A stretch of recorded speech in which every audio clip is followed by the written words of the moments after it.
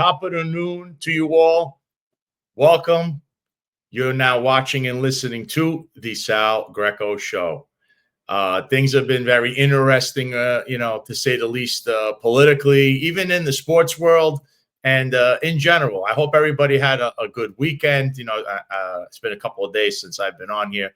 Thank you all for tuning in. And if you're watching on YouTube or Rumble, please like, share, subscribe, and hit the notification button as well. And if you're on X watching us streaming live right now, you could also please hit the repost button and share it out to your friends. First of all, I'd like to start off with what happened over the last couple of days. So over the weekend, I actually had an event. I went to the majestic Mar-a-Lago. I went there for an event for the there it is, the America First Club.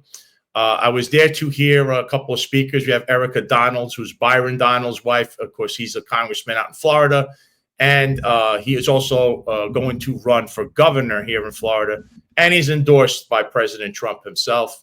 And also there was Congressman Barr. He's from Kentucky, and he announced that he's now going to be running for the Senate seat there. So that was a good time there. Mar-a-Lago is quite, no matter how you feel about President Trump, it is a majestic place. The views are to die for. It's just, you're there, and it just feels like you're almost in a nostalgic step back in time, yet it's still present day. It's beautiful, and I can't say good enough stuff about Mar-a-Lago. I don't know if anyone in the audience has ever been there, or you've been there for an event, or maybe a fundraiser, but it's definitely, it should be on someone's bucket list to at least go there at least one time.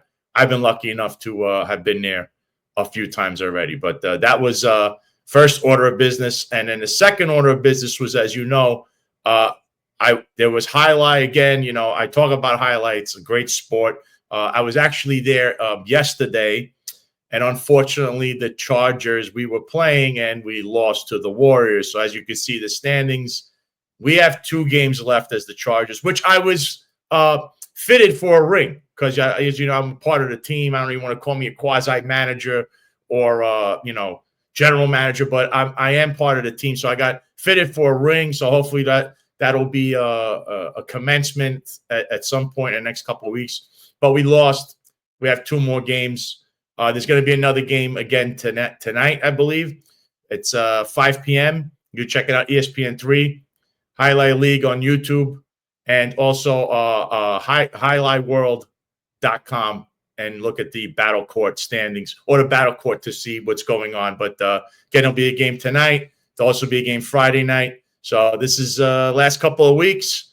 So we'll see what happens, because the playoffs are definitely looming. And as defending champions, I hope that the Chargers could play with a little more zest in them, because they looked flat again yesterday. It's been a rough year defending the title. Also, my beloved Mets last night, we played the Marlins, and this is here at Citi Field. There's Juan Soto, the most expensive player in baseball, but I believe he's worth every single penny. There's Francisco Lindor scoring. We actually shut out the Marlins. We've now won 5 games in a row. I expect nothing but good things this year for the Mets. So I just want to continue that role. Unfortunately, the Miami Marlins, who I will also be at Lone Depot Park this weekend, I'm hoping that, again, they're a team that's developing. They're very young. So they'll show you flashes of brilliance, and then they'll also show you flashes of, oh, my God, am I watching a minor league team? Those are the struggles of a young and up-and-coming team. But, again, the Mets won. So I believe we're either in first place or second place now. But once again, that is a good way to kind of decompress from what's going on in the world. Also, thank you all. If you can go to, I have my own YouTube channel, the Sal Greco Show channel. That Letitia James video, they actually had taken down the second video, claiming that there was non-public information on there, but it's very public information. If you watch the show, you would have seen that Joe Gilbert, who unveiled this to the public, and prior to that, when I had Sam Antar on and I spoke to Sam, I will be having Sam Antar on at a later date. He'll be on live to discuss what he has also uncovered with Letitia James, is it's nonstop, and she's the Attorney General in New York. So they tried to take down the video, and I just reposted it with their own rules. Are you can't have addresses on there, even though the document is public and it is not a non-public document. So that is being shared around, and that's also good. So thank you all for going there, subscribing, and also, you know, sharing out the video, because it's vital information to know, because the Attorney General of the state of New York is so corrupt, and it's unbelievable that she has not been held accountable in a court of law yet. And also, if you could continue going to the Finance Unfiltered YouTube channel, where they also have good segments there. They have some segments from the executive perspective. There were, I believe there's some about the episode they had about overtime. John and Eric on the Finance Unfiltered, they also have segments there. There's shorts on there. And I don't understand why there's not more views on that channel, because there's a lot of pertinent information that I believe people need to at least look at or see, because I understand sometimes it's hard to watch the whole episode if you're not watching live, or you can't go back and see it. So if you can go to Finance Unfiltered YouTube channel, and also if you can watch some of the prior episodes, the segments, the shorts, because there's a lot of pertinent information, and we're just trying to burst the bubble for the low information people, because it's a fact-based analysis show and a fact-based analysis network. So just wanted to get that in. Also, now we're going to get into the actual news, and the theme of the show again will be New York City, because we do have a mayoral candidate for the show today. So there's news today of a certain councilwoman. I don't know if anyone remembers this incident. Susan Zhang, I'm sorry. No, Chang, I think her last name is. She, her charges were dismissed, and what had happened was she had an incident in front of a shelter in Brooklyn where she bit a chief. She bit Chief Frank DiGiacomo. Here's the incident.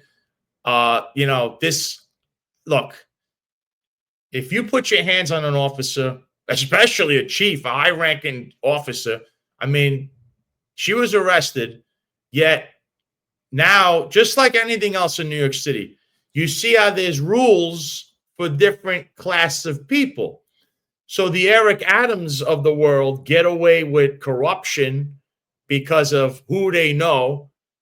Meanwhile, this woman who bit a cop, okay, a sitting councilwoman, bit a chief, a fellow paisan, by the way, Frank DiGiacomo, and now she got away with it, because not only were the charges were dismissed, it seems that Frank DiGiacomo himself states that he's along with, like, he feels that this is a good decision for the community to absolve itself of this incident. But I think that's awful. I mean, look, attorney's office also charged her with 2 violations for disorderly conduct and 1 for harassment.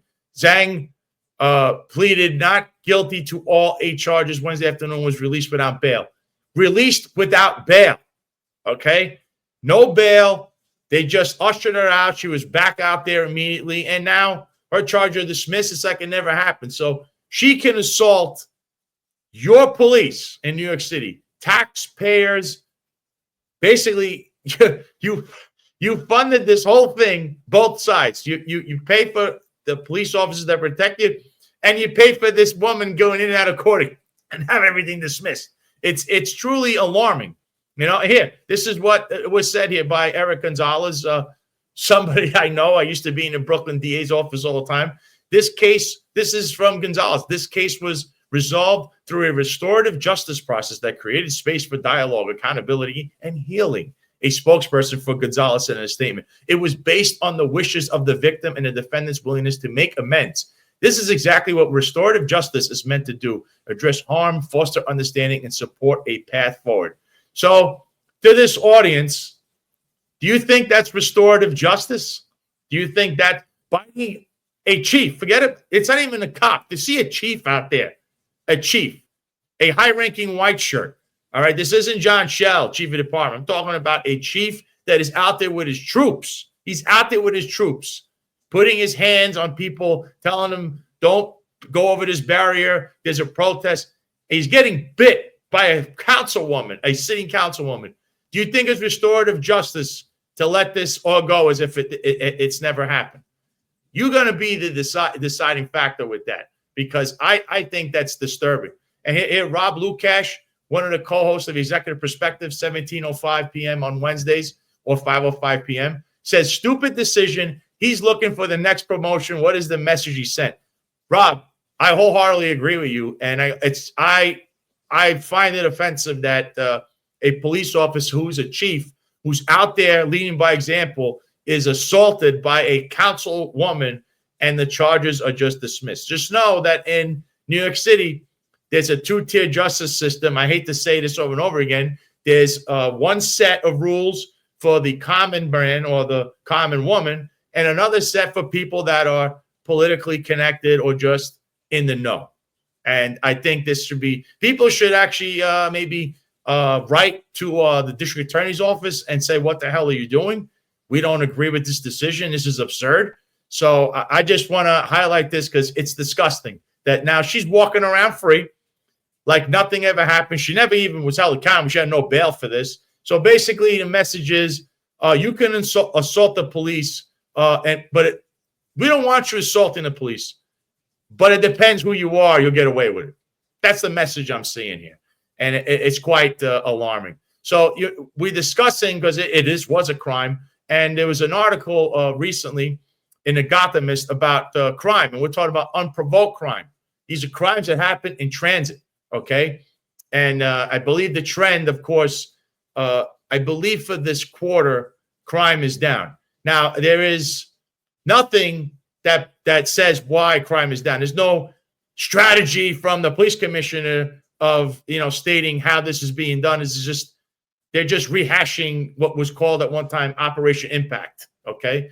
And here's something I'm going to highlight. An Emerson College poll in this article in March estimated 48% of registered city voters through the subways were becoming less safe compared to 32% who thought they were becoming safer.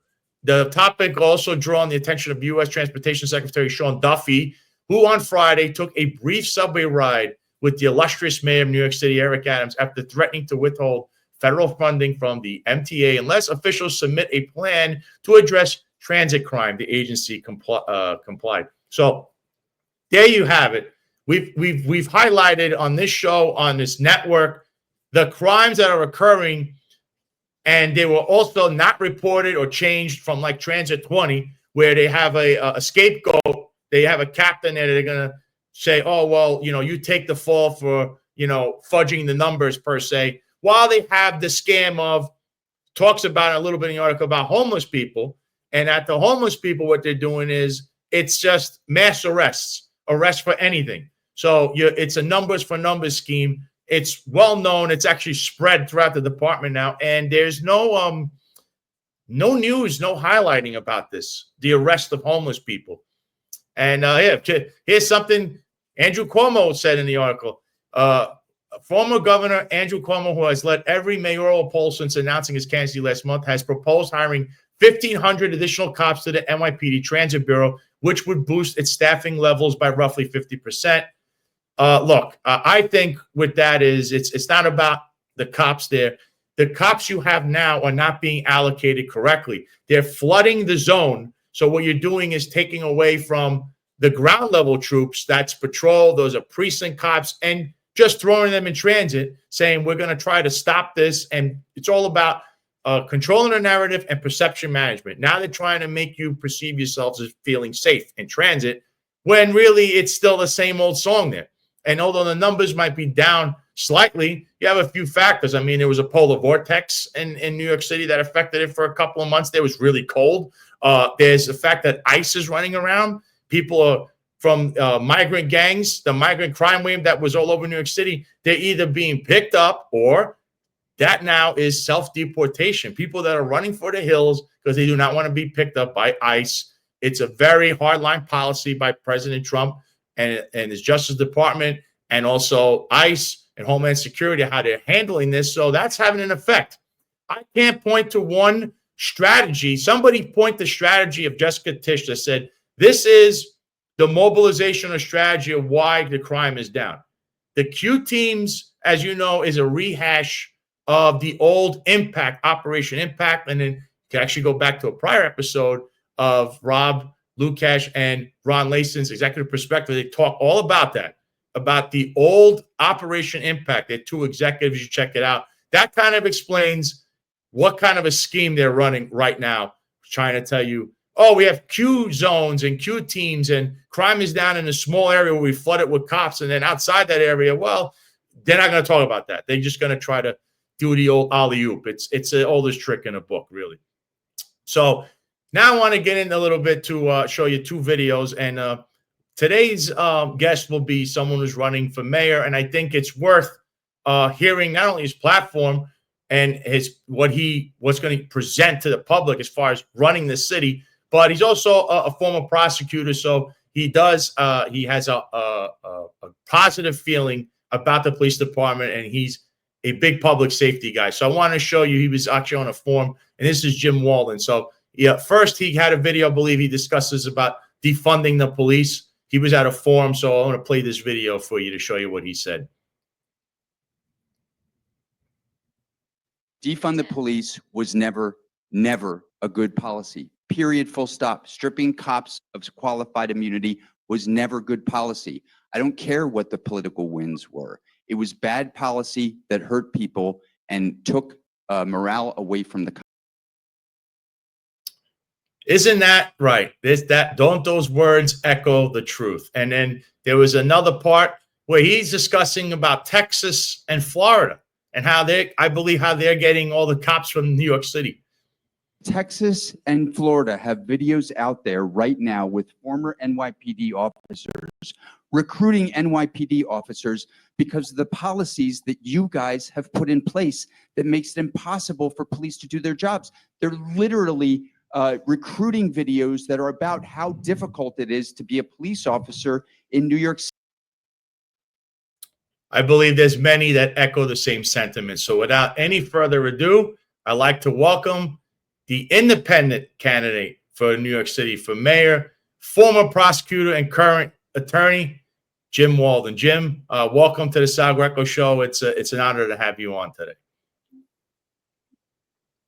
Sal, I really appreciate you having me on. Thanks. You've got a great show, and I'm happy to be a part of it. No, thank you. I think that your policies and your platform need to be highlighted. There's a lot of things that I like that you're saying and you're doing. Also, your past history. You are a prosecutor, so there's a lot of different things that you could definitely chime in on that other mayoral candidates can't, or some that claim that they were former cops and they've done anything but be pro-police as the mayor currently. So I think it's important to highlight your platform, what you can do for New York City, and also your legal opinion about certain things that are not only current, but can happen in the future. So, Jim, I don't know if you could tell us a little bit about yourself and why you're running for New York City mayor. Yeah, of course, Sal. And let me just start by saying if our streets, if our subways, if our playgrounds, if our public housing communities aren't safe, nothing else matters. So it's really an important time for New Yorkers to stand up for sanity. I watched with interest the Susan Zhang video, and I just want to highlight she's supposed to be part of the Common Sense Caucus, and in terms of the way they handled the case, she went out on a speaking tour after getting arrested and blamed the cops. I've been working with or alongside the police for my 30-year career at various times. I was a federal prosecutor for just about 9 years. I went after both organized crime, the mafia, as well as large-scale heroin traffickers from China. I had a lot of success in both of those kinds of cases.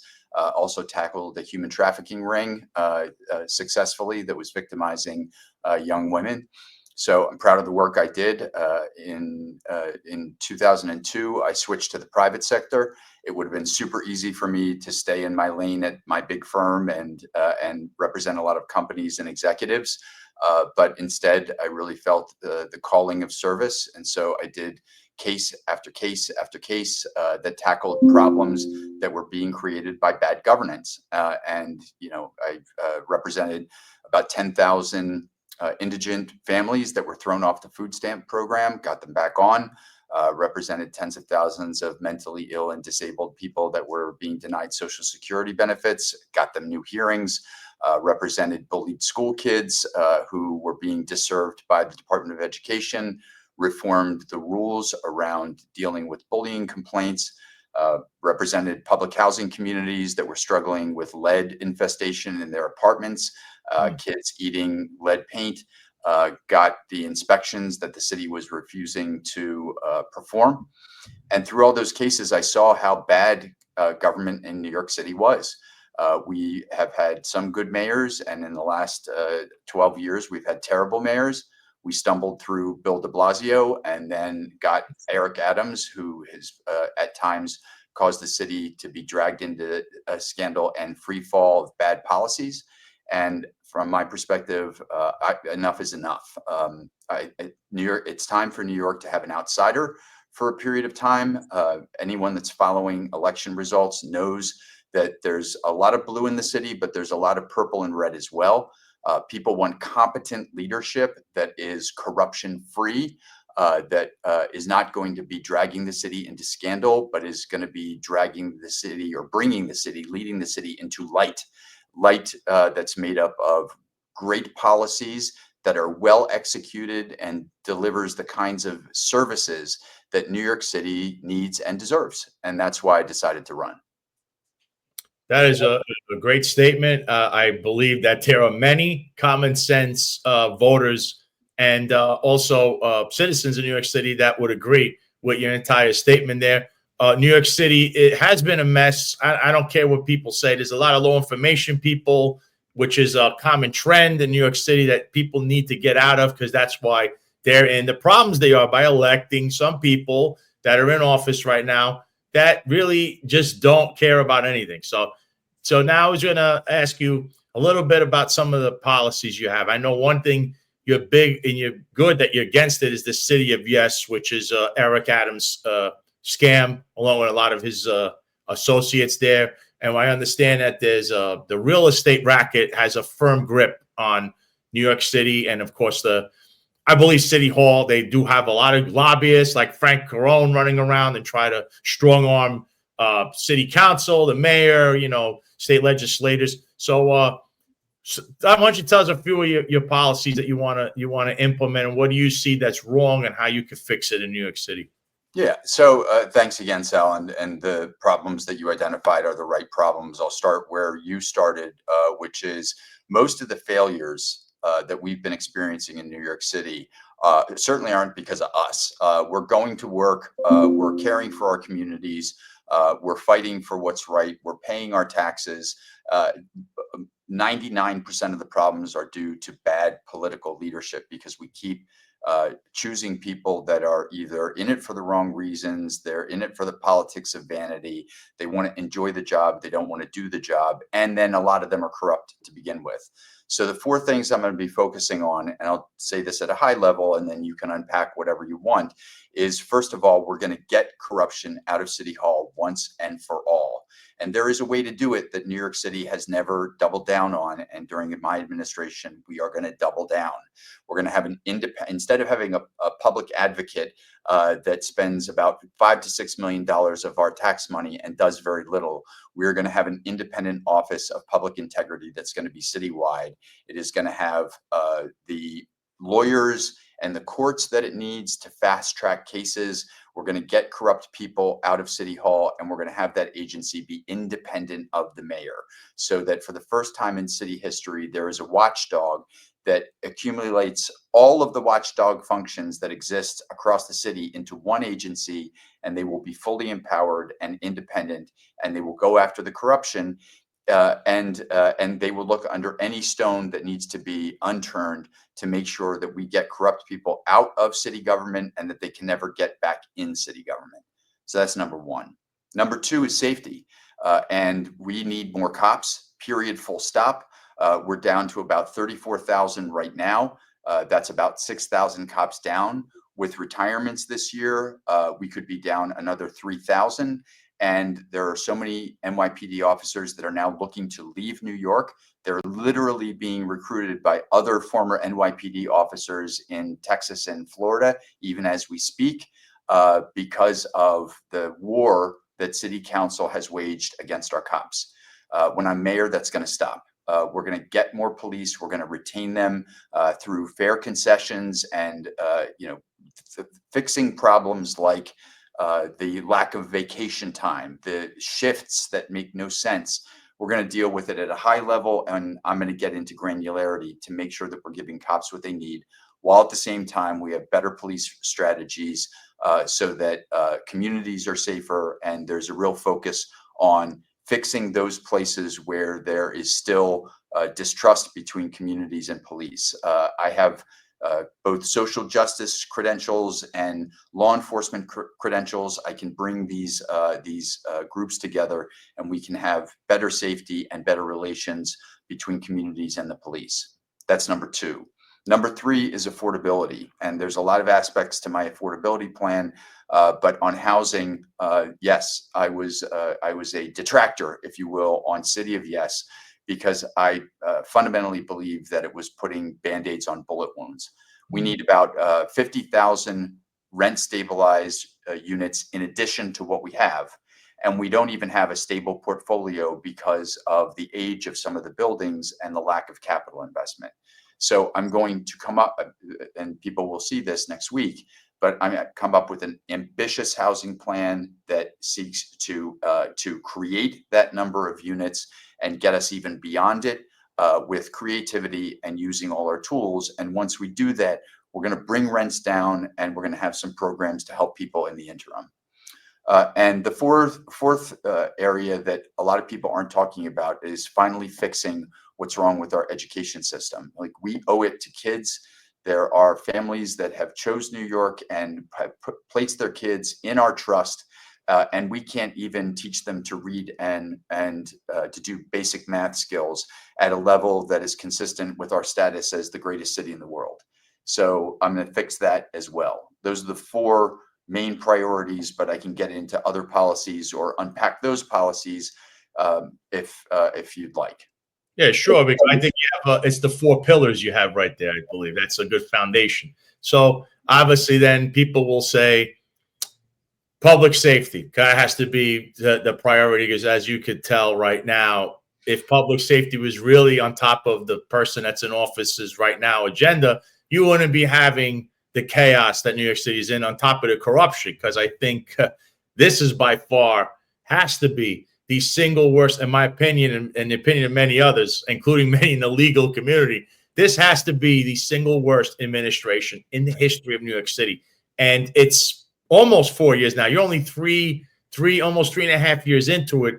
And New York City has been a disaster from the crime, because crime, if you've noticed, violent crime or the felonious crimes, they're all up. They've been up since this man was elected into office. So what is your policy going forward about public safety, and how would you be different than the current person in office now, or anyone else that's running right now for office? Like, well, a lot of people talking about Andrew Cuomo all of a sudden. He's a big pro-police guy when he was about defunding the police. I find that very odd that he does that. You also have a socialist candidate that's running in the Democratic primary. We have Adrienne Adams, Jim, who another person, she's the Speaker of City Council and has put forth and signed her name to many anti-police bills. Crazy things like, she was for this bill that came from Jumaane Williams, who's the public advocate, and the police have to document every single thing they do as far as even talking to someone.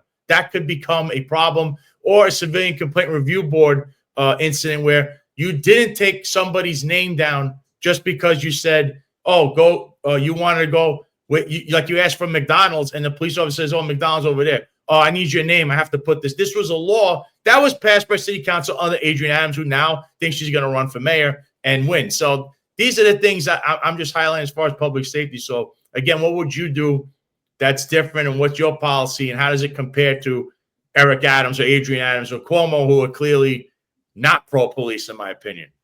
Yeah. So Sal, you raised a lot in that that very useful build up. So I'll focus on a couple things, and then I'll leave it to you to unpack whatever you want. But you're 100% right. I mean, for those clips that you highlighted from yesterday's Vital City Forum, people should watch the whole video. I mean, I was laying out what I thought was a very balanced and sensible approach to policing, and literally got essentially accused of being a racist because the impact that policing has on Black and brown communities. When in point of fact, I've been all over the city. Like, I'm the one that showed up in Brownsville. I'm the one that showed up in East Flatbush. I'm the one that showed up in Harlem, not at some reception with a bunch of people clapping for me, but on the street talking to people. And what I've heard again and again and again is, please, we need someone who's going to keep us safe. So the city council, and this is, I'll highlight two things. You said, what's going to be different about me? Number one is, as mayor, I'm going to bring this war against the police to an end. I'm going to use every arsenal and every tool in my arsenal to bring it to an end. And that's really what city council has done, right? In various ways, in order to pander to the most radical faction of their supporters. In an effort to raise money, frankly, they have polarized and weaponized police bigotry. And you can see it in the bills that they've passed and the bills that they're debating passing. So it goes from yesterday's news on putting handcuffs on police for car stops. It is the getting rid of the gang database, which makes no sense whatsoever. It's like, yes, there are a lot of, 98% or 97% of the people in that database are Black and brown, the same way that 98 or 99% of the mafia database that the NYPD keeps are white. These databases are important law enforcement tools that reflect the membership of the groups that they are trying to combat. Defund the police was never good policy. It was terrible policy. Stripping qualified immunity was terrible policy. You can take, and this is just the highlights of the legislation and that has either been passed or has been proposed by these members of City Council. That's number one. Number two, to get to the problem you talked about before. What the people that are running the show, so to speak, other than the current commissioner, are basically foes. And when I say foes, I mean that as an acronym: Friends of Eric, right? Mm-hmm. That's the way that he chooses people. I don't know what drives him to do that, other than possibly having people around him that won't disclose his own corrupt tendencies. But cronyism will have no place in my administration. I want to be super clear about that. No cronies in my administration. So when I pick people or elevate people, it is going to be based on one criteria and one criteria alone. Can they do the job that New Yorkers need? That's the only thing I care about. And I'm going to I've already announced that I put a system in place, particularly at the commissioner level, to make sure that there is a process that is transparent so that people can see that the candidates and the person who was appointed were appointed only because of their subject matter expertise in whatever the field is, whether it's policing, whether it's the commissioner of the Department of Finance, whether it's the person who's going to lead our homelessness effort. We're going to have the best in class there. And that's why at the beginning of my race, I didn't raise $1. Right? For the first month, all I did was focus on establishing a policy council that has about 70 professionals on it, best in class people from across the city in lots of different fields, to help me get the best policies out and to choose the best commissioners so that I'm ready to lead on day one. I like that. I like what I'm hearing. I'm sure other people do as well. I think also what you're mentioning when you mentioned the NYPD. So I'm assuming that underneath you won't be having these certain people in the NYPD and also in City Hall, let's say, go sexually harass people, go on social media and harass and violate the Hobbs Act and verbally assaulting people like, I don't know, journalists, also giving disinformation through their DCPI office, the Public Information Office. And I just got breaking news just now that their former crony, or he is the leader or second or in command of the Crumbs crew in the Eric Adams, which is what you were alluding to, Tim Pearson. The city is about to settle that lawsuit of him assaulting people at the migrant shelter. He actually assaulted 2 security guards for $350,000. Jim, are you going to be on board for, let's say, a commission like the Napa Mullen Commission to hold these people accountable, such as the people right now that are in charge of the New York City Police Department or in City Hall? Because the only way we're going to hear and get to the root of corruption is finding out through a commission that's public where or who or why this kind of stuff happened. Because I'm seeing a pattern of abuse. I see sexual harassment and sexual assault running rampant, including the mayor himself being in a lawsuit with that. It's rampant all over the place, Jim. It's not just in the NYPD. It's also other agencies. Someone just resigned, the Office of Cannabis. That head resigned the other day with a sexual harassment claim. I've never seen anything like this, Jim. It's very prominent underneath this mayor, whereas in the past, it's always going to be there and you try to root it out. But this guy has a tendency for this. And all the payments of lawsuits, Jim, how can you, are you going to form or you be on board for a commission? And what would you do about all these lawsuits that are involved with the city? That, I mean, it's nonstop. It's really disturbing. So let me start with the answer of, would I be on board with some sort of commission to investigate all of these different forms of corruptions? And Sal, I got 3 answers for you. Yes, yes, and hell yes. So that's exactly what the agency that I've already put out a policy statement on. People can read it on my website. It's jim4nyc.com. That's what the agency is going to do, and it's going to be independent of the mayor, right? The agency that's supposed to be investigating a lot of this is called the Department of Investigation, but the head of that reports to the mayor. So it's no wonder why at various times over the course of the years, and this was really true under parts of the de Blasio administration, there was friction and tension where City Hall was trying to shut down investigations of people in City Hall. So that's why I want to have an independent agency that will look at all this. And honestly, for 23 years, I've been fighting this kind of corruption and abuse. And it has no place in city government. It is one of the key reasons that people can't trust their government anymore. You walk down the street and talk to anyone. I don't care if it's a Democrat, a Republican, or an independent, and say, do you trust city government? They're going to say no. We need to change that. And the only way that we're going to change it is by having an aggressive administration that is putting people over politics and will do things like have the courage, the moral courage to create an independent body to investigate and purge all of this corruption. And so this is not just something I'm on board for. This is something that I am championing. I put out my anti-corruption plan before most of the other candidates haven't even addressed this. I mean, I would be shocked if Cuomo had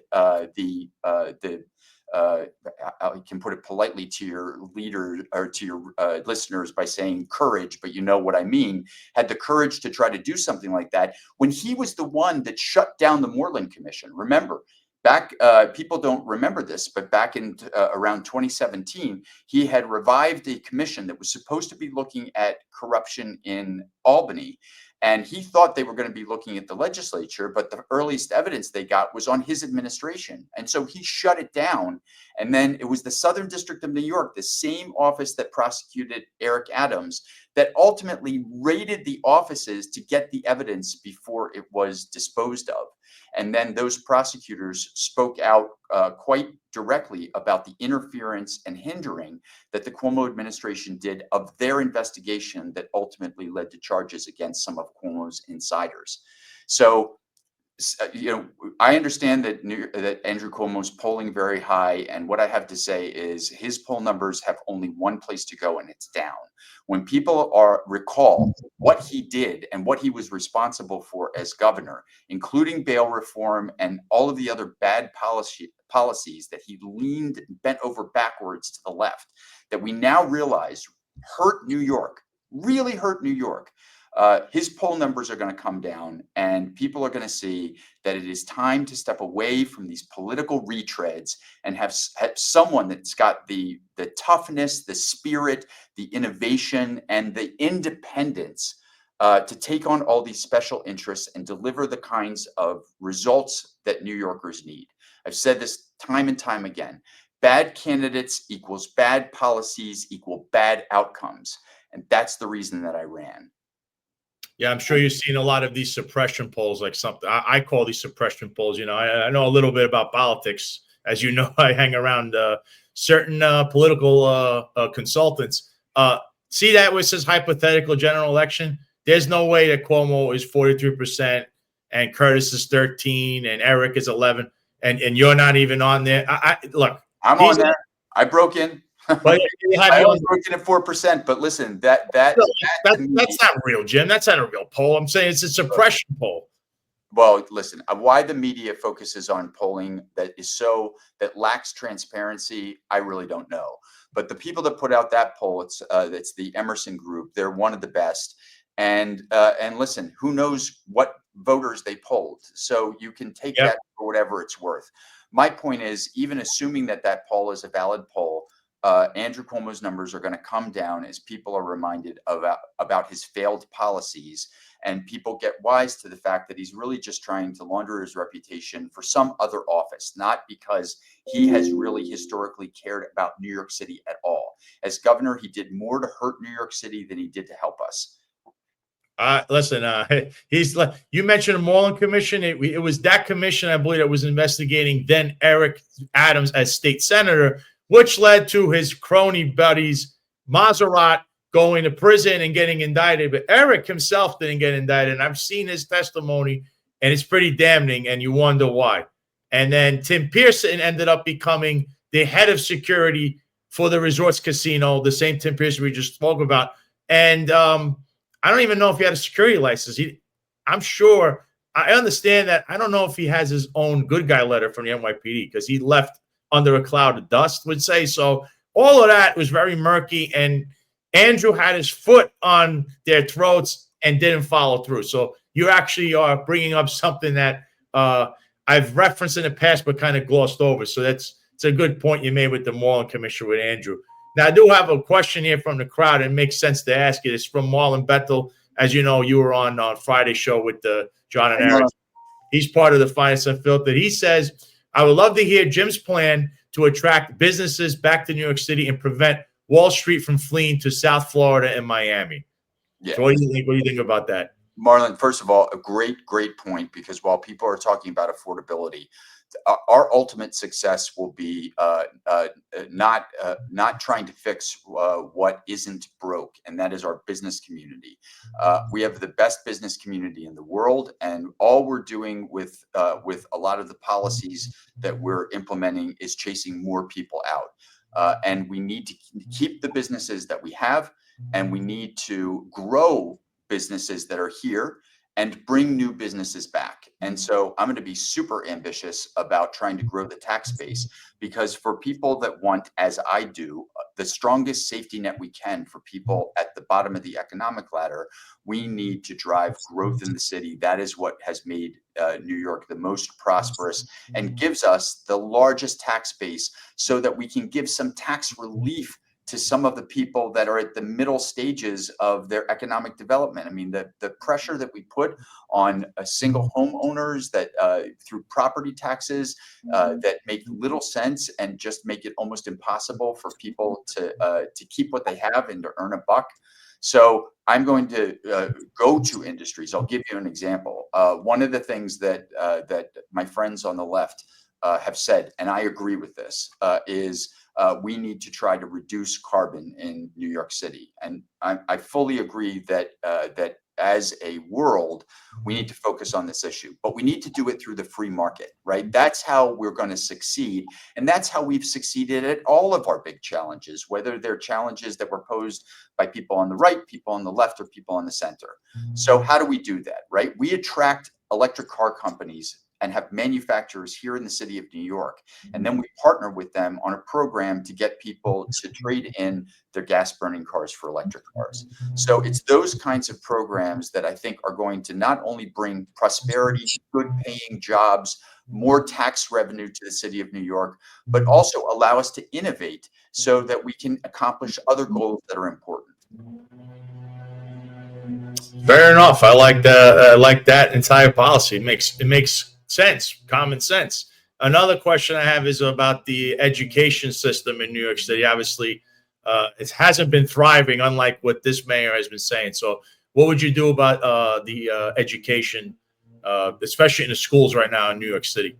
Yeah. So, I mean, so there's a lot of problems with the way in which DOE delivers education to kids, and part of it is not getting enough money to schools. 40 cents of every dollar that we give to the DOE gets sucked up in administrative costs that are unrelated to operations, and that's got to stop. And one of the opportunities that we have now that enrollment is down is to shrink class sizes in elementary schools to lower levels that will allow teachers to give more hands-on time and training to kids who are struggling. Proficiency rates as of the last survey were only around 50% for fourth graders in math and basic math and reading. And in order to tackle this, every single educational expert will tell you that one of the key tools is shrinking class sizes below the current cap, right? So I'm talking about classes of 8 to 12 people. So one of the things I want to do is to start a pilot program in disadvantaged schools, the ones that deliver the worst educational outcomes, and really shrink those class sizes to a number that teachers can really spend a lot of time with disadvantaged kids and get those proficiency rates up. Because if a kid can't learn to read, they can never read to learn, and that closes off educational and job opportunities for the rest of their lives. So we need to fix that as a moral imperative in New York City. Yeah, I think that the problem with people, kids, if they can't read and they can't get a good education, then that could lead to the life of crime. Because what else could they do? Where else do they go? And also, we can't have somebody saying they had dyslexia, they found out in their 20s, but they went through college and school, and then they keep saying this, oh, we're going to become the mayor. Obviously, they've had this when they were a child, through school, through college, through the NYPD, through the state senate, now to be the mayor. But apparently, this thing has always boggled them down. I don't even know how that is, because he's never really answers anything else. But I'm just pointing out the current mayor of New York City, who says he has dyslexia, but he somehow it never stopped him from his education or being a police officer. But, he also says he's a vegan, and we all see what he really eats. Sal, can I say this, though? I mean, yeah. The problem with Eric Adams is not that he's stuck in the past on his dyslexia, although I understand your point. The problem is that we all know that he's not a person of good character. And Errol Lewis, to his credit, published an article about this. And it's really a conversation that we need to have, right? We need to have elected leaders who have good moral character, and Eric Adams is not one of them. The people that blew with the political winds and started this rampage of police bigotry are not people of good moral character.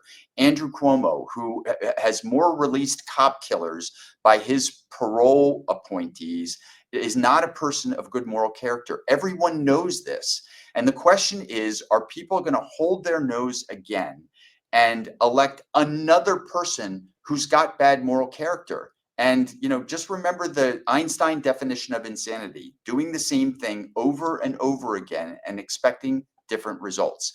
If you elect people that have terrible moral character and you expect them to deliver good results for you, you need your head examined. Basically, the low information voter. That's the problem we're having with in New York City. And I also think, and definitely in certain districts around this country, it's too many low information voters that just don't do any research, Jim. It's becoming an issue. Or they just, they vote depending on, someone's race, someone's gender, or if they shop at the same store. I mean, you really want to hear policies out. I'm hearing policies from you and solutions here.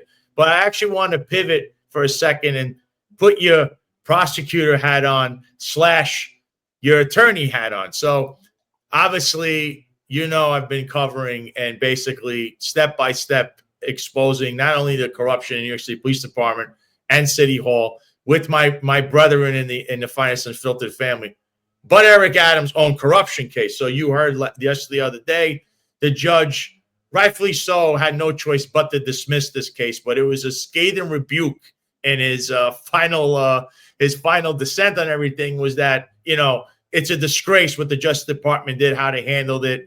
So what is your actual analysis or opinion that from your prosecutor / attorney perspective, and in general, what you've seen, because, you and I know that Eric Adams is involved in far more than just what they said with this one instance of this corruption case. So what are your thoughts on all of that? So I know a good part of the evidence that had to do with the Turkish embassy, and through that experience, have a lot of information about the evidence against him around his campaign once he won the Democratic primary, right? Because it didn't start after he became mayor. It started earlier. And you can go even earlier back to some of the activity that he was involved in when he was Brooklyn Borough president. The case against Eric Adams was strong. And my great frustration with Kathy Hochul, our current governor, is that if she was not going to remove him, she could have at least taken the steps necessary to obtain the Southern District's evidence and expose it to the public so that everyone could see for themselves. Listen, and this frustrates me, whether it's Democrats or Republicans that do it, and now it's become chic. Andrew Cuomo said this about the COVID nursing home victims that the families of which were victimized by his policies. People are weaponizing. Everything's political. You can't really attack someone anymore fairly based on the evidence against them without them crying unfairness. The case against Eric Adams was strong. And what we really needed from Kathy Hochul was to get the evidence released so that if he's going to stay in office and if he's going to run for mayor, people can judge the quality of the evidence themselves. Now that the case is dismissed, there's no reason that the evidence can't be released in some form or fashion so New Yorkers can judge for themselves. If it turns out that there is no evidence there, which I know that there was plenty of evidence, but if people think that there was insufficient evidence, they can make that decision themselves. People should have access to the evidence so that they can judge the case. I am all for that. I don't understand why there's no transparency. I mean, right here, it says they were brought too close to the mayoral election. The U.S. attorney brought the case that created appearances of impropriety. And most importantly, the prosecution was hindering the mayor's cooperation with Mr. Trump's immigration plans. And of course, Judge Ho roundly rejected all three arguments, which I agree with. So, Jim, I don't know if you know this, but these prosecutors that resigned, there's 7 of them. I think they served the district well. I think they served the taxpayers well. They are just, it doesn't matter whether Republican or Democrat, they just happen to be Republican, though. I think they did their job. People just go to work, Jim, and do their job. Yet they were scolded behind the scenes, all kinds of stuff from Emil Bove, who's a deputy attorney general, and now he's the deputy, kind of like the Tim Pearson to Eric Adams, of now Todd Blanchard, who's the deputy attorney general for the moment now under Pam Bondi. What do you say that you've worked in the Eastern District? And I don't think I've ever seen where everyone resigns in protest so they have integrity, and then they're being disciplined on top of it when the judge rebuked and his rebuke and his rebuttal and all this stuff when he finally came out with his final verdict here. He said that the prosecutors did their job and did nothing wrong. So why is the DOJ trying to chase these prosecutors down and say they committed, violations of the DOJ protocol when they just did their job? And it seems that there's other things lurking in the background, like a certain, quid pro quo. You do me a favor and I'll do you one. And so, Sal, this is such an important point, and I really hope that that your listeners dial into what you're saying and they read for themselves, because what we had in that situation was a travesty of justice, right? And it was a travesty of justice with many victims. We were victims of it because we should have been able to see the evidence and there should have been a trial. The prosecutors, who are career public servants, right? They are, regardless of whether they're registered to a party, these are people that are not active in politics at the federal, state, or city level, right? They were just doing a job, and their opinions were dismissed. They were criticized.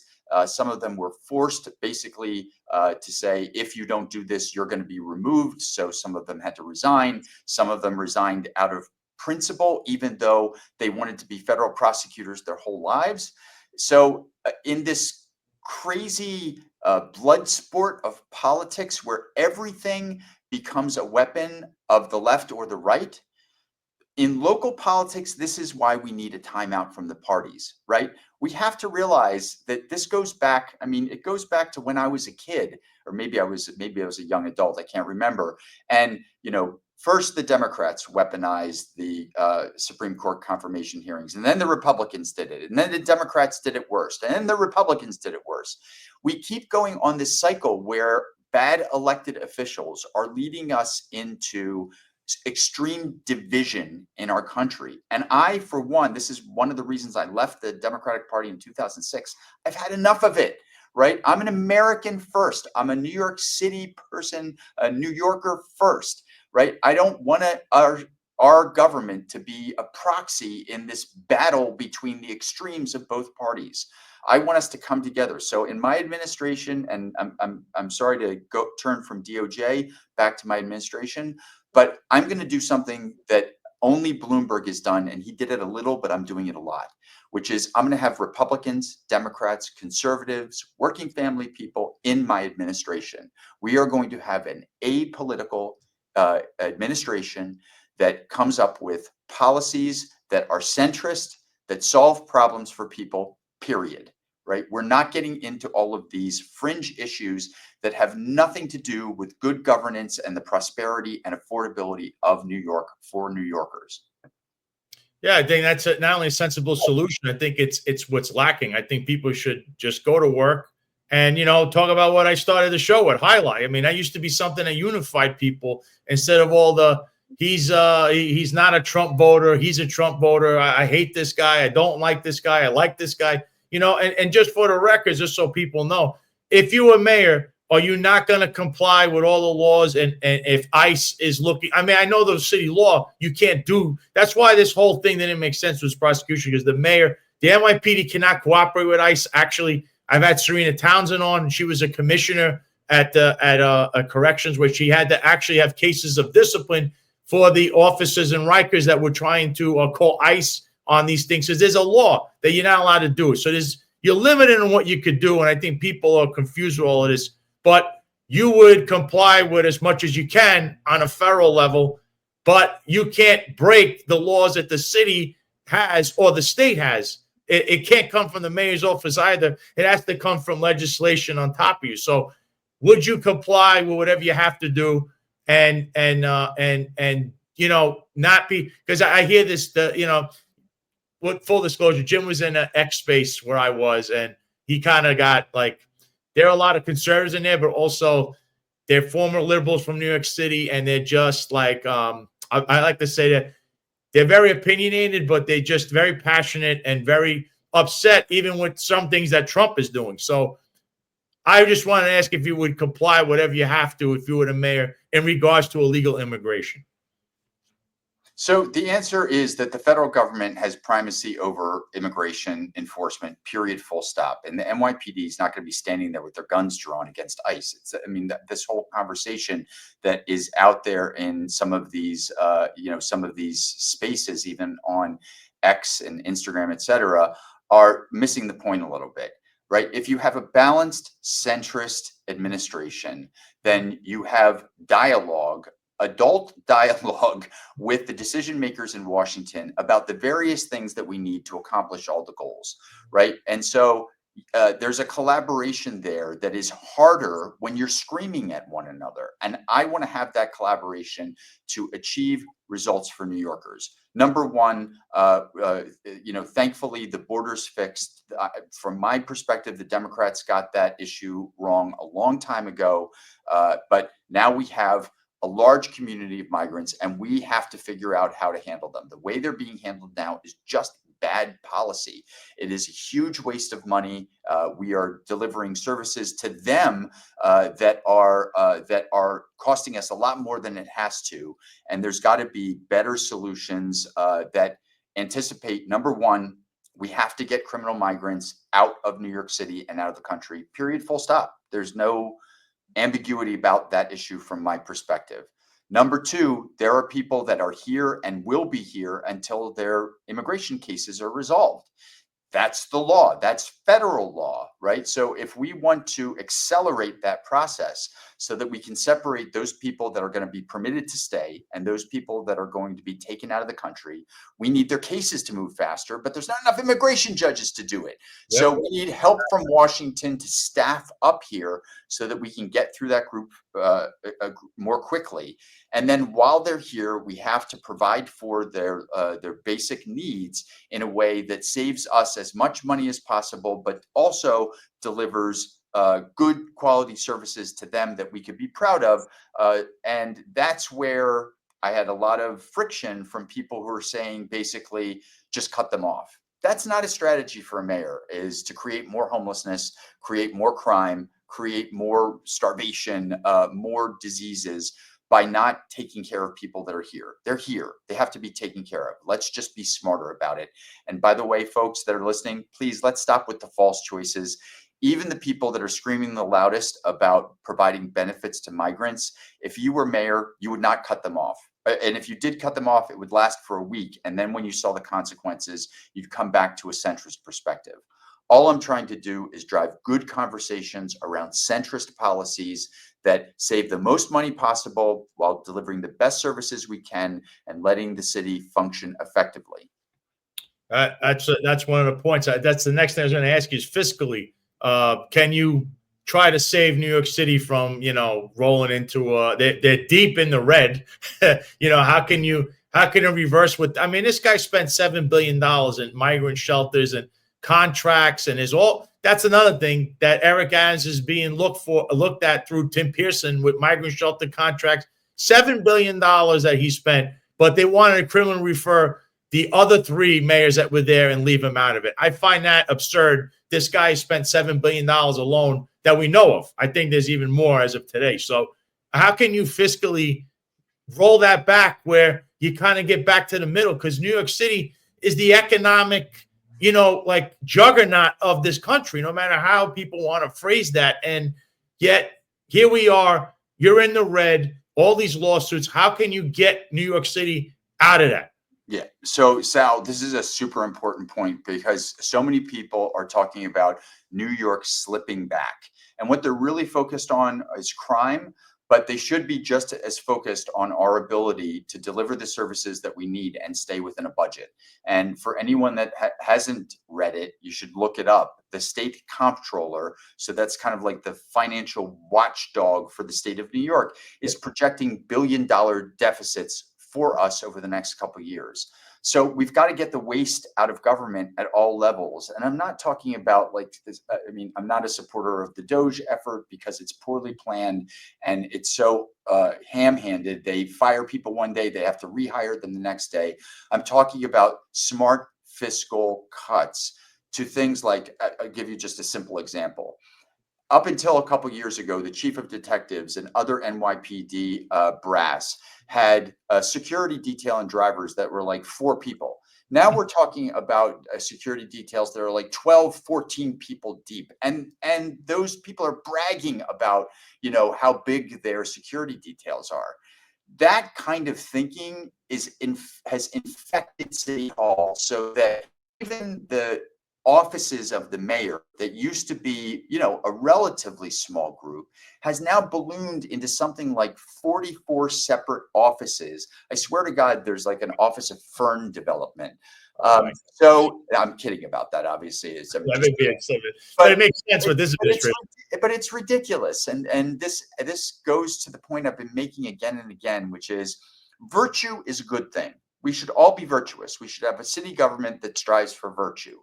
We shouldn't have a city government that spends millions and millions of dollars in any number of programs that are virtue signaling, which is I'm doing something good for some contingent group of people when the program's not doing any good at all, and we can't afford it.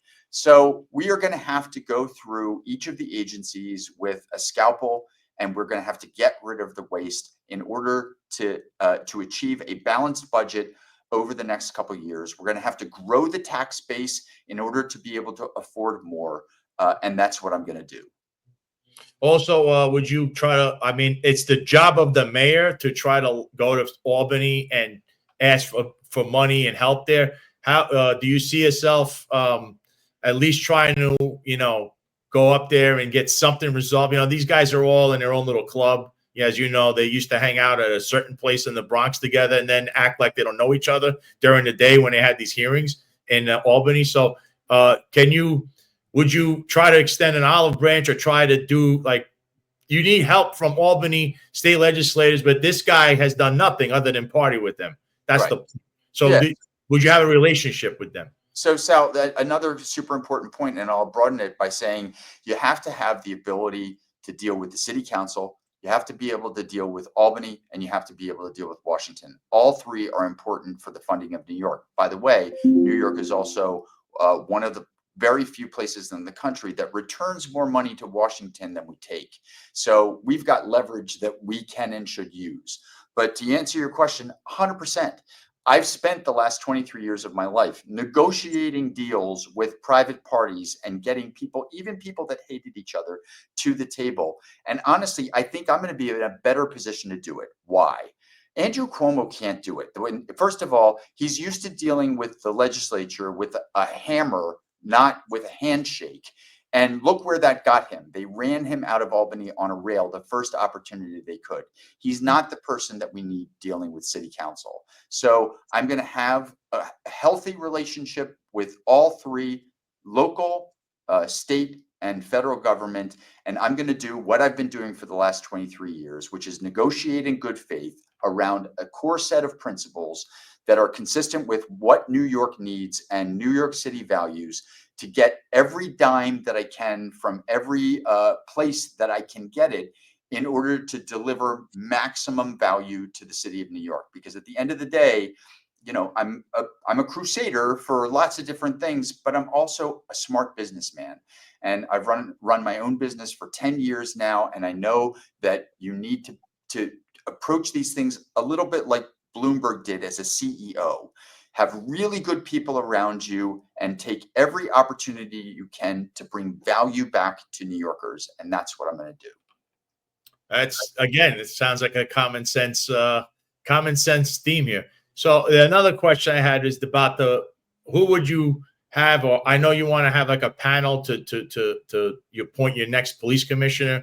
I don't know if you like who's there now, she's trying to say that crime is down, but there's nothing you could point to say this is why crime is down. There's no strategy or plan. It's just we're going to go and have these Q zones, which is the old impact zones, and crime is down here or there. But also there was a polar vortex in January. It was like negative degrees in the streets of New York City, and there wouldn't be any crime because nobody out there. Also, the ICE factor, the Homeland Security factor, nobody is even talking about, when really the migrant crime wave that was hitting New York City, you don't see them around as much now. Because why? They're afraid that they're going to get picked up, or they've self-deported. They're out of New York City. They're all fleeing. So this is a factor that nobody talks about, yet there is no plan or reason or why. They're not pointing to anything specifically. So I just want to point that out. But I wanted you to hear, who would you have as would you look at as appointing for a police commissioner? Or I don't know if you want to keep Tish.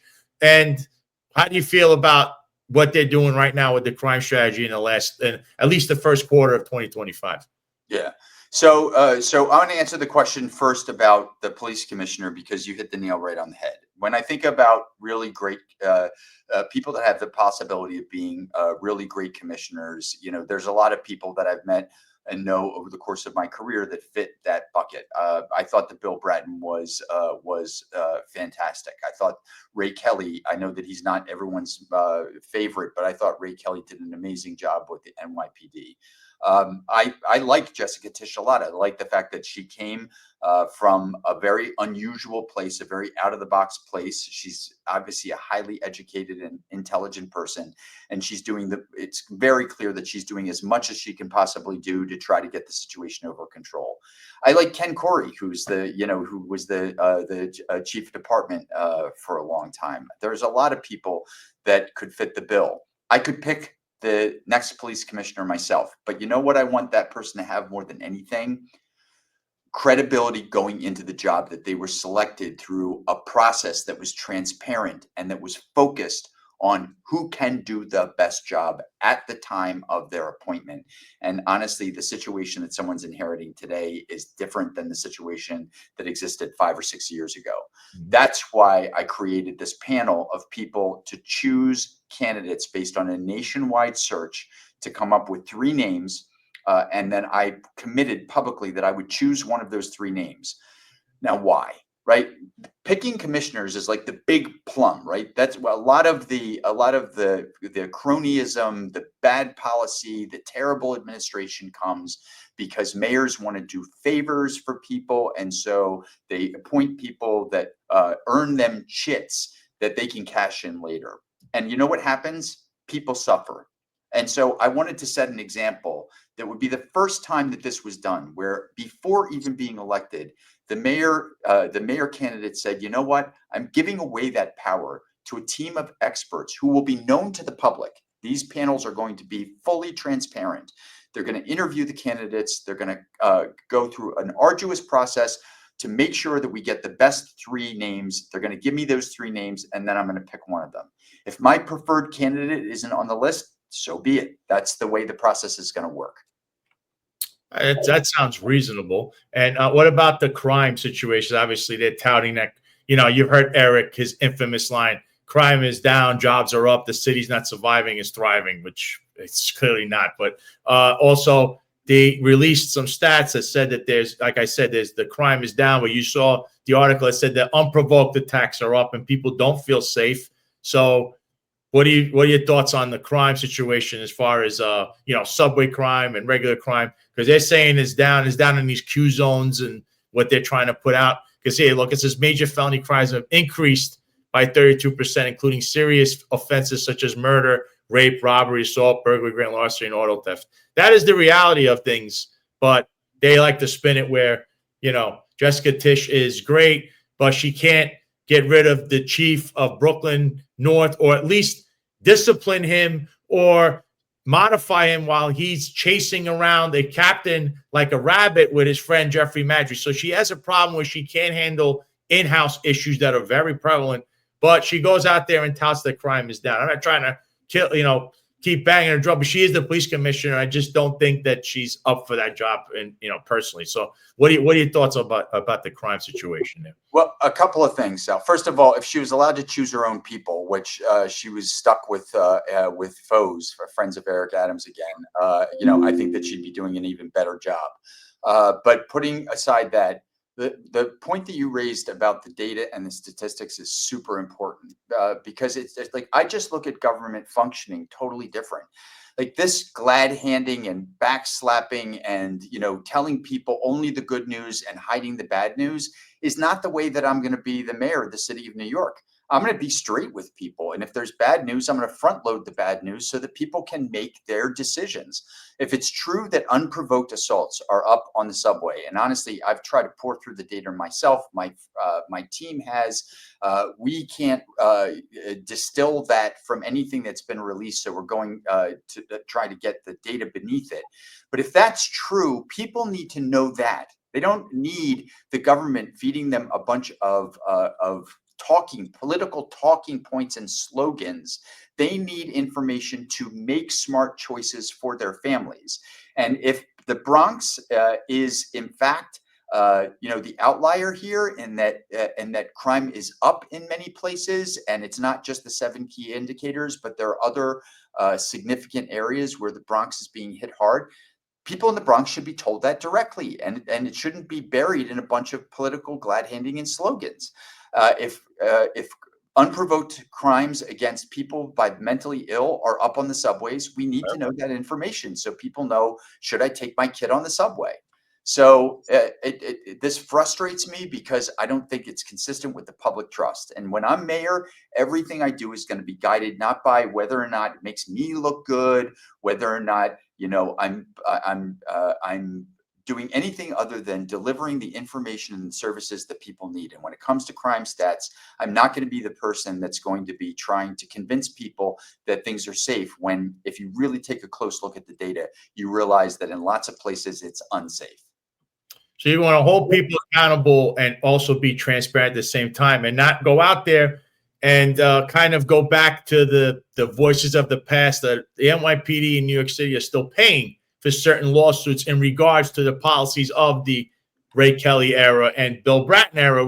People like to ignore that, but the stop, question, first thing, whether people say it worked, it didn't work, the city is still paying for it with a federal monitor, and this will not go away. You'll have to deal with it as the mayor of dealing with the prior lawsuits and things that are still ongoing that seem like they have no end in sight. So people should know that, because I think they still stuck in the only thing Ray Kelly did, I believe, is he brought stability. 12 years as police commissioner, you knew who was working, the chiefs, you knew all of this stuff. And now it's like a revolving door, Jim. We don't know who's going to be. You don't know anything right now. It's like, who's really in charge? Is it Eric Adams? Is it Kaz Daughtry? Is it Chief of Department John Schell? Tish runs out there, says one thing, and then you see the police department doing another. You just had an incident. We saw there was a brutal car pursuit that these two police officers in a 5-0 precinct, I believe, went into Harlem and basically chased the car and watched it burn and did nothing, which is absurd. And, I don't know if this is a pattern, because we also had an officer that shot someone and worked under Tariq Shepard at the time, DCPI, another officer with the same time, on the job. He shot somebody in New Jersey in a car, left him there for dead. He basically became a quadriplegic now. And he went back to work and acted like there was nothing. I see a pattern. These guys went home and acted like nothing. So there's a problem, there's a disconnect here in who they're hiring, how they're hiring people, what they're saying, how they train people. We had 2 officers recently that were involved in now they're shaking down prostitutes, Jim. First, we hear about the nightclub extortion that's going on with the Caban, the whole Caban regime, the Consofrito crew. And now we have 2 cops that are basically rookies that worked and started. One of them started under Jeffrey Madry and Kaz Daughtry, and they went out and they were shaking down prostitutes, Jim. I just see this as the corruption aspect, even in New York City Police Department. It needs to be rooted out, because we can't have this go on. You can't function like this, and it's going to cost the city a lot of money, as you know, in litigation. So, Sal, some of the examples that you gave, I honestly, I don't know anything about, so I'm not going to comment on them. But this is what I'm going to say. I agree with you that we have to have a smarter way than Local Law 68 to identify problem police officers and get them off the job. I totally agree with that. And honestly, so would most cops. But the thing that I'm going to keep saying again and again, whether I'm on your show or I'm on Rachel Maddow or CNN or wherever else, is this. One of the problems on the left has been that they take the examples, some of the same examples that you use, and they turn them into laws that are overcorrections for a problem that doesn't exist and are based on individual examples. And the truth of the matter is 99% of police officers in the city of New York are here to do their job, to serve the public, to put themselves in harm's way, and their acts of valor in every single borough, every single neighborhood, across the city, day in and day out, and the media never covers it. They only cover the bad apples. So when I'm mayor, that's going to change. I can't control the media, and I'm not going to be one of these mayors that, throws reporters out of the press corps when they don't like the coverage. Like, that kind of immaturity and stupidity has no place in our government. But I am going to be a force for good for all public servants, including cops, that I'm going to make sure that people are forced to see the valor and bravery of all. I mean, there was an incident that I heard about with these sanitation workers that saw a woman in trouble and got off and ran. And I don't even remember where I read this, but ran and helped her. And I was like, oh God, thank God I saw that story. So I really believe that that in a lot of ways, the mayor has to be the cheerleader in chief for our public servants across our agencies, while at the same time, right, understanding that they're bad apples and they need to get out. I think that choosing between the two is a false choice. But in terms of where I'm going to focus in terms of the public's attention, I want them to focus on all of the incredibly brave men and women in not just the NYPD, but in a lot of agencies that really make significant sacrifices to make our city a better place. Again, it's a common sense stance. And, that's what you kind of need in New York City. I think that's what we agree on. I did want to mention one thing. I see someone in a comment mentioned about hiring back anyone that was terminated because of that mandate a few years ago, but they actually won the court cases. So technically, all you would have to do as mayor is drop those appeals so that they could be rehired with back pay and benefits and have the option if they want to come back to work or not. Eric Adams keeps appealing it, which is actually costing the city more money. So I think you already had stated this, and you have a policy up that states you're going to do that. No, that's how I read it. Yeah, and I mean, I won't belabor the point because I'm not sure how much longer we have, but I'll say it again: bad candidates equals bad policy equals bad outcomes. This is an example of it. These are the people that decided, for whatever reason, they decided that they wanted to have autonomy over their bodies and not take the vaccine. That wouldn't have been my decision. I took the vaccine, I took the booster, but that's my body, right? Other people have the right to control theirs. So I understand the mandate saying to people, you must do this, but if they don't do it, that doesn't mean you have to fire them. And we all know that there are a lot of people that didn't take that vaccine that are still on the job today. Why they're on the job today, that's complicated. Sometimes they ultimately convinced someone that they had a legitimate reason, sometimes because they had friends in high places. But there were too many people that were fired when there could have been another way of dealing with the mandate. And I'm not someone that goes to sticks every single time, right? So many government officials, they want sticks, they want taxes, they want, I would have encouraged people in a better way to comply. And if they didn't comply, I would have come up with a much smarter way to deal with changes to their jobs so that they could still serve the city. They didn't lose jobs. A couple people became homeless, for Christ's sake. Yeah. That was a completely self-inflicted wound, and those people deserve justice. When I'm mayor, I'm bringing them back with back pay and an apology. I've been super clear about that, and I'm not running away from it. That's fair enough. I think a lot of people, they've been treated unfairly, and I think they not only had to be righted, like Marlon Bethel, that was terminated for this stuff, and he definitely should get all his back pay and benefits and be reinstated and compensated. But I think it's a dark chapter, not only in America but in New York City itself, and I think it just needs to be corrected because it's something that it should never happen again. Jim, but honestly, can I tie this, Sal? This happened during COVID in a lot of different ways. I mean, decisions were made by politicians for political purposes, not ultimately for good health outcomes and for justice. And whether it was Adams or Cuomo, like there are now clear examples of what happens when we vote for people that really need the job because they want to get some other political job. That's where they will allow politics to infect their policy judgments. I am not going to allow that to happen during my administration because I'm not using this as a platform to get a different office or a higher office. I want to run the city of New York in an excellent way for 8 years, and then I'm going to go back to the private sector, as I've said all along since I filed in October. That's once again, it's common sense. What you're doing is common sense, and that's what's lacking in New York City. So I was about to say, so Jim, on the way out, you're running as an independent. It's very hard to do. I mean, I believe a couple of independents were elected.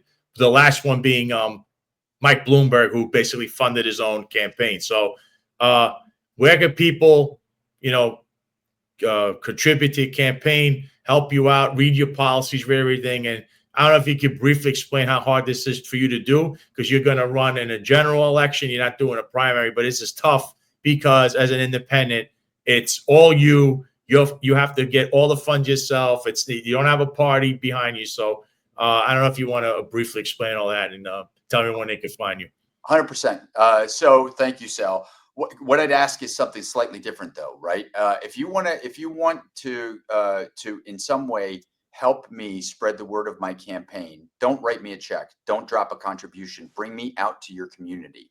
Get 30 or 40 of your neighbors in a gymnasium, in a park, where you tell me where and when, and let me come and talk to you directly. And unlike the other candidates, I'm not going to come with like a huge entourage of people and handlers. I'm not going to duck tough questions. I'm going to engage with people so they get to know me personally, because I've been across the city now in some of the toughest and some of the best neighborhoods in the city. And every single place I go, I'll tell you exactly what happens. And you can tell me whether or not, if I come to your community, this is what you experience. First, I start with skepticism. And then you can see the crowd moving to open-mindedness. And then you can see the crowd moving to a level of happiness and inspiration. And when I leave, people are inspired and they think, oh my God, he could actually run the city of New York. That's not an uncommon thing for someone who is still trying to surmount the name recognition. So you want to drop me a contribution, go to my website. It was up on the screen. That's wonderful. You want to actually help me get my word out, bring me to your community and put me through the test. Let me answer questions directly to your friends, your neighborhoods, your colleagues, your community leaders. And I guarantee you, by the time they're done meeting me and talking to me, they're going to be spreading the word. And that's how we're going to win together. That's, again, common sense right there. I have two last questions before you go. One is on the screen by, again, Eric Dim from the Finest Unfiltered, part of the family. What is Jim's perspective of CCRB and a relationship with the NYPD?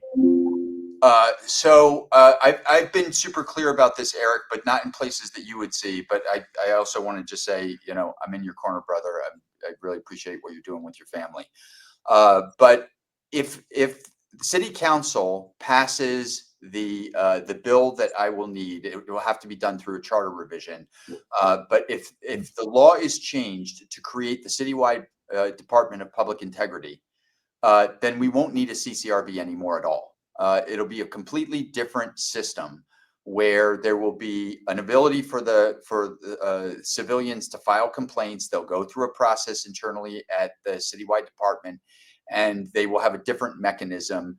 The mechanism at CCRB, the city council doesn't believe in it, even the people on the left, because they're not funding it.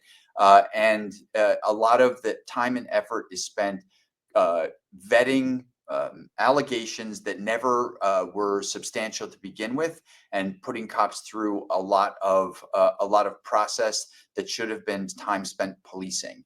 And so if we have clearer guidelines for when something moves from an inquiry to an investigation, and the quantity of evidence and the quality of evidence that's necessary, it'll be a better system for people to get clearances on substantial cases where we need to get cops out of the job, and for police officers who won't have to endure these sorts of allegations that never are substantiated but still count as a black mark against them internally at NYPD.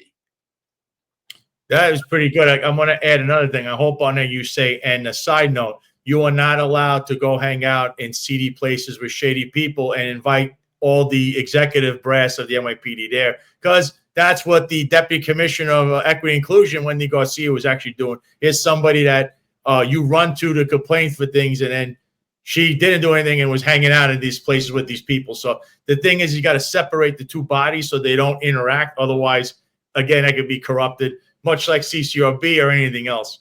If they're all one party hanging out, you're always going to have that issue. So Sal, I don't know how much time we have, but I said I was going to break some news in it. That's right. Yes. All right. Here it is. You want to know where I'm going to be hanging out when I'm mayor? Where? I'm going to be working from 5 a.m. until midnight every night, and I'm going to decentralize City Hall. And so for one night every week, I'm going to be working in an office, a satellite office of City Hall, that they're going to be rotating offices, and I'm going to live and work for one day in the 4 worst neighborhoods of the city.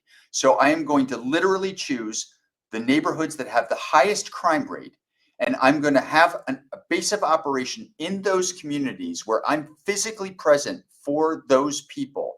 For, I'll do one, because there's going to be 4 of them. So every month I'll work in their community, one place, and my office will stay there to provide immediate services and help to the precincts that are trying to tackle the crime in people's neighborhoods. And when people see me show up and work and live and dine and sleep in the worst neighborhoods in terms of not the people, because the people are amazing, but the crime numbers, that's when they'll know that they have someone who's courageous, and wants to fight not just for them, but alongside them in a very real way. So that's the news I wanted to break, is my mobile City Hall initiative.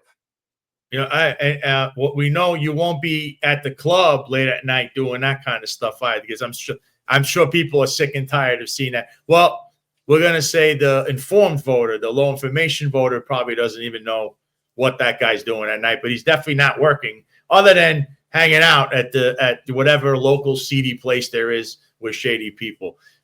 One last thing. What's your favorite pizza or pizzeria in New York City? Oh, Del Rocco's, man. It's my neighborhood pizzeria. Everyone should visit it. It's on the corner of Hicks and Montague in Brooklyn Heights. It's awesome. There's a lot of great pizza around the city, but they are my favorite by far. I like that. I don't know if you are in Brooklyn, go to Dyker Heights on 13th Avenue, I believe in 71st Street. It's a place called Crispy Pizza. Okay. They're very popular on Instagram. They have a YouTube channel. It's crazy stuff. I know the fam. I used to train with Freddie Palazzo, who's one of the owners. They have about 5 places all over, but that is a staple of Dyker Heights, and it's probably the best Sicilian you're going to find. But is that where you live? No, I used to live in Dyker Heights a long time ago, but it was in the mid 2000s, from the 90s to the mid 2000s. Then I'll make you a deal, right? You get 20 people in Dyker Heights that want to have me out and listen to me, and I'll take them all to Crispy Pizza, and we'll have a great conversation, and I'll get to try the pizza as well. But do you fold or do you use utensils? No, you have to eat pizza with your hands. I think it's a crime to use utensils. That's a serious crime. But we all know there had a certain mayor used to do that. What can I say? I mean, that's why one of the reasons why that guy destroyed New York City.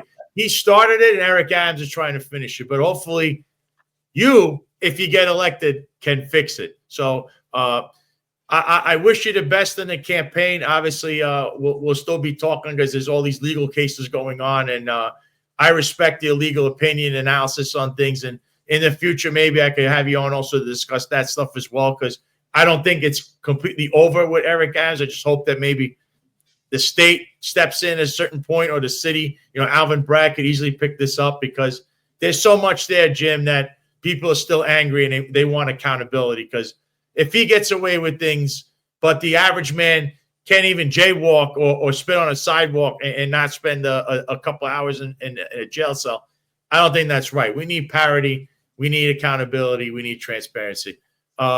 Jim, thank you for coming on today. We've been on a little long, but I think it was well worth having this discussion, and you discussing your platform and your policies. And I wish you the best in the race. It's going to be tough. You're running against, all these different people. I know politics is like I said, Roger Stone said it best. Politics is theater for the ugly, and sometimes it can get really ugly. So, yeah. So I wish you the best, Jim, and let's thank you again in the future. All right. Thanks to everyone. Thank you, Jim. So, folks, there you have it. Jim Walden, I think he did excellent in not only presenting his platform, his policies, but also discussing things on a legal basis. Again, he he has good solutions and policies. He would present them. At least we know Jim wouldn't be corrupt, running around with people like Tip Pearson. But again, all the mayoral candidates, if you want to come on the show, I'll have you on and we could discuss your platform and your policies. Even Andrew Cuomo, a fellow Paisan, but of course there may be some differences in political affiliations. But I'm a person that listens to everyone. We don't just shut someone out because we don't like them, or if you sound crazy, yeah, people are not going to pay attention. If you sound low information, that might work with a low information crowd, but it won't work with everyone. But I'm willing to have you speak and everyone can listen so that people can make an informed decision, especially when it comes to mayor. And it seems that Jim would be a guy that would mesh well with the community and mesh well with other politicians. At least he's going to try. I'm not saying the mayor that's there now hasn't tried, but I think he's tried more to go out and party all the time than actually do anything. Because I can't. He says he has a list of accomplishments, and I see a list of accomplishments. All right, he's the most corrupt mayor since William O'Dwyer and Jimmy Walker. He's the best dressed mayor since Jimmy Walker, but the most corrupt since William O'Dwyer. But so I was going to end this since we're talking about City Hall. Yesterday, I don't know if you were watching the Finance Unfiltered in the morning, John and Eric clearly discussed something that became a moment in time. So it came to our attention that the man-child known as Kaz Dodry there blocked all of us, meaning Marlon Bethel, Eric Dim, John McCarry, and myself on X. Now, I don't know if people know this. This account at Kaz Dodry was, believe, the account used in the NYPD. It was, I think it was at Real Kaz Dodry or at NYPD Daughtry. All he did was flip the name. So that is a government-funded account. You understand? And you can see what he did is he blocked us. And then look on the screen. He deleted it, and it came back as this. Now, he cannot have a personal account and use it under it was a government-funded account, meaning this entire account was made with taxpayer money, along with every post was about his job, meaning it's an NYPD post. It was a post of him running around as deputy mayor. But if you look all the way down, all that stuff, everything that's done on this account belongs to the taxpayers. You have a right to request in a full request who the followers are. Why did he delete something? This was already levied in the Supreme Court. You can't block people. You can't delete things. You have to have a record of this stuff. And this goes into all kinds of city laws and agency rules. So it's a whole mishigas of issues. Yet this guy decides to block people, delete the account, and then come back.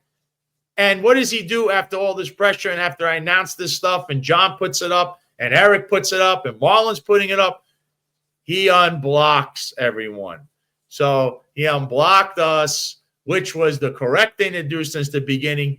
You can't block taxpayers, citizens. You can't do that if you're on a government account. It's already in the books. So he won't see a cease and desist or litigation because someone there was the bigger man in the room or bigger woman in the room and said legally, you can't do that. But this man has become, like I said, he's a gigantic liability. First for the police department, where he should have been terminated a long time ago for committing perjury. He somehow kept his job, even though he lied again, and there was a whole case with that. Okay, then he got promoted while he was getting punished, which is unheard of. And he made it from cop to, he was the water boy for Madry, Chief Madry at the time, and all the way up to deputy commissioner. So he skipped all these different ranks. And then he's now the deputy mayor of public safety, which was the role of who prior? Phil Banks, the unindicted co-conspirator. Don't think I didn't forget about you, Phil. So Kaz Dodry, yesterday, yet again, a liability for the city, the taxpayers. He's on a Brady list. He can't even testify in court. I don't know why he's the heir apparent to Eric Adams, but luckily, I think this will all come to an end at least by December 31st of this year.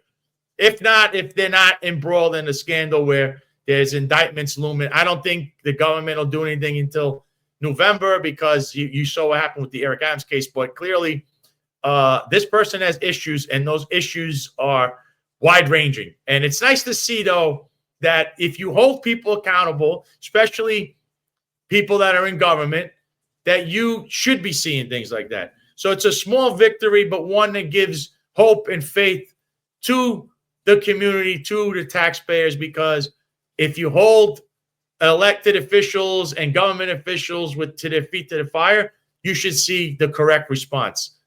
So he actually did the right thing. So thank you, Kaz Dawdry, for doing the right thing, which you should have been doing in the beginning, because doing the right thing is the easiest thing. And with that, I'm going to say, I hope everybody has a good rest of your day. We'll be back on Thursday at 12:05 live here on X streaming, and also on YouTube on the Finest Unfiltered channel. Tomorrow morning, 8:05 live. Check out the Finest Unfiltered with John and Eric. I believe they'll have a special guest on. They usually do on Wednesdays. And also 17:05, 5:05 live p.m. The Executive Perspective with Ron Layson and Rob Lukash. Always check that out. Monday, Wednesdays, and Fridays, 8:05 live. Every one of those days, John and Eric will be on with the Finest Unfiltered. And, of course, Friday, there shall be the Friday Roundtable. Yet to be determined who's going to be on there, but it's always a riveting show. Tonight at 5 p.m., ESPN3 or YouTube, the Highlight League Network. Check out Highlight tonight. We'll have a game on, and we'll see what happens with the teams in the standings, because this is almost playoff time. So with that, I'd like to thank everyone for tuning in. Thank you for the comments. It's been an interesting show. I hope I presented good information for you all. It's a fact-based analysis show, and that's what we do here. We try to present truth and information to the public so you can make your own formulated opinion and make a decisive one in the future of your life and this country and this city. So with that, I'd like to bid adieu. Thank you for watching. Thank you for tuning in. I'm Sal Greco, and I'm signing off from Florida, a sunny place for shady people. So this is a biblical moment. You know, when Jesus was on the cross, he said, God, forgive them, for they know not what they do. All these Negroes who are asking me to step down, God, forgive them.